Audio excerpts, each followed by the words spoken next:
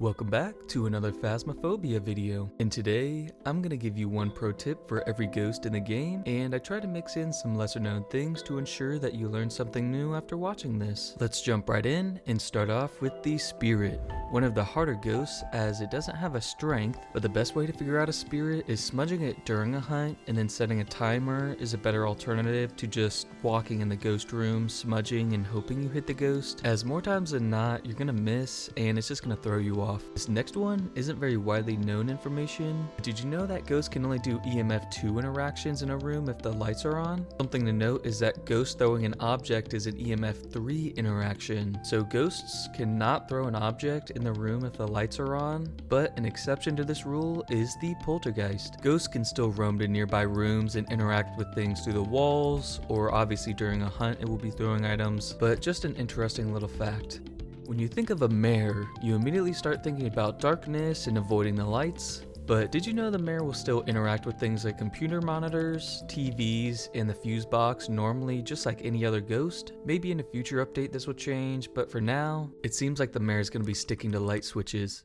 Although the demon can essentially hunt at any sanity level, it's still pretty easy to mix up with other early hunting ghosts. Yokai can hunt at 80% sanity, which is triggered by in-game voice chat. The Onryo will always hunt after blowing out a third candle, and Thays can hunt at 75% sanity. Given these are noticeably early, just double check to make sure it isn't one of these other ones. Speaking of yokai, did you know that when the music box is used, the yokai must be within 2.5 meters for it to trigger a cursed hunt? The standard range for other ghosts is 5 meters.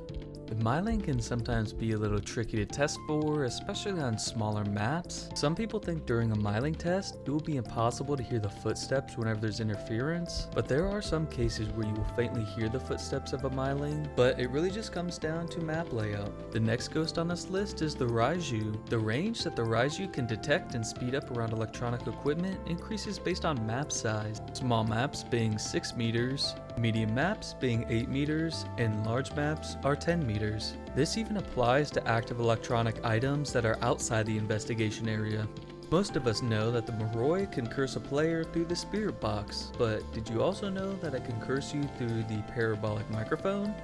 Wraith has a slightly less conventional way to test for it. If you put salt in the middle of the summoning circle and then light it, the ghost will immediately step in the salt, or if it's a Wraith, not step in the salt.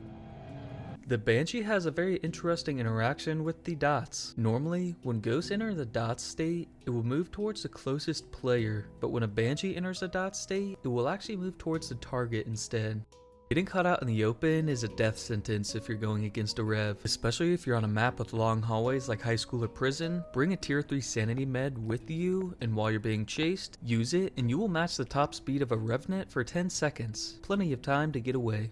Most people are pretty familiar with the Yurei door closing ability, but there's a little more to it than meets the eye. When attempting to use its ability, the Yurei will look for an open door in the room. Not just only doors, but tent flaps, dining room cabinets, and living room and game room fireplace doors on Point Hope, and even the washing machine doors on Sunny Meadows. Something to keep in mind is things like hiding spot doors for closets or lockers will not count towards open doors for this ability. The Hantu is pretty short and sweet. A common misconception I see is that the Mare will turn the fuse box off more than other ghosts, but this is actually behavior for the Hantu. The Onryo, it's all about fire, but did you know the ability isn't just firelights, but also campfires and lighters as well? Something to note is that any flames blown out during a hunt will continue to count for this ability. Obviously it won't reinitiate another hunt. Just be careful with this ability. It might be at 2 out of 3 when the hunt ends, it blows out one more candle, and then is immediately hunting another time. Another ghost that's seen some misconceptions is the Obake. We all know it has unique UV fingerprints, like the 6-finger handprint, the 2 fingerprints on the light switch, and the 5 fingerprints on things like keyboards, but there actually is no unique Obake footprint. Now, we all know every ghost has the same chance to be chosen for the contract, or so you think. Did you know that the Deogen cannot be chosen as the ghost if the host is below Prestige 0, level 30? The Phantom is quite interesting, as usually we wait for a ghost event to try and get a photo of the Phantom, but did you know that if you take a picture during a hunt, or the dots interaction, these will also produce a ghost photo that has no ghost and no electronic interference. Next we have the Jinn, which is way more dangerous than some people might think. It has a hidden ability where it will lower one player's sanity in the same room as a ghost by 25%. And this ability actually goes through the order of who joined the lobby first. So the host will always receive the sanity hit first, then whoever joins second, third, fourth. Let's talk shades and ghost events. If the ghost appears due to using the summoning circle, music box, or monkey paw, a shade has a chance of appearing as a black shadow rather than its fully visible form. Not a guarantee, but a cool feature nonetheless. The Oni is a pretty dangerous ghost, as the Oni is more likely to trigger ghost events, which will drain 20% sanity if it comes into contact with the player. The Oni is similar to the Jinn in the sense that the sanity drain ability are more dangerous the less people you have in the game, as these abilities affect players' sanity individually, while the Hunt sanity threshold for ghosts are all based on team average, other than the Banshee of course.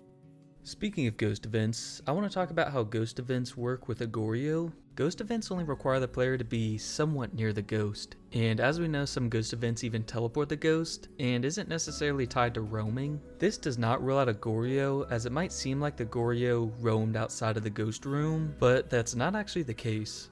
The twins. Most people have seen the little trick with the activity chart that indicates a possible twin interaction, or so you think. When you're looking at the activity chart, there could be a slope change that can indicate a possible twin interaction, but this isn't always a guarantee. Every ghost can actually produce a slope change on the activity chart like this, but the twin interaction slope change is usually specific to the incline of the activity lines and not the decline, and if you see this special slope change many times, then there is a good chance that it might be the twins.